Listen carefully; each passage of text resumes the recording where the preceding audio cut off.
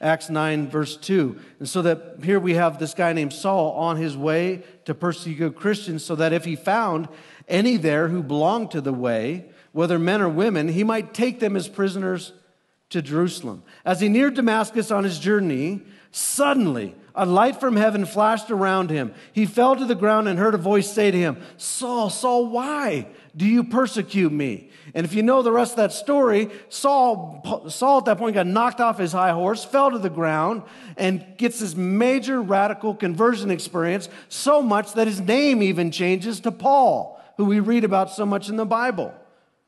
He entered into this whole new reality. I mean, how many of us in your life, how many of you have had God just turn the light on?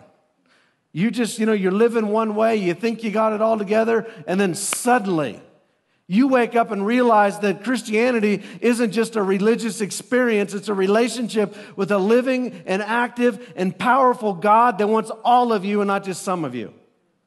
That there's something that happens in the reality of this. Suddenly, we begin to see things the way they are and not the way we just pretend them to be. Suddenly, we begin to see ourselves the way we really are and not the way we're pretending to be. Suddenly, we just wake up. We can call it hitting bottom. We can call it a kind of a transformational event occurs, whatever. But do you ever just wake up and say, this isn't how I'm supposed to be living?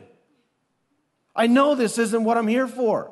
I have friends who are in recovery from meth addiction or heroin addiction or, pick your chemical, who have said in the midst of the darkness of their addiction and their bondage, they just woke up one day and said, this isn't the way it's supposed to be. And they call out to a God that they do not know, that they desperately need help from, and suddenly the light comes on, things change, they either enter into a program or God radically transforms them, and they start walking as a free man, a free woman, and not a person in bondage.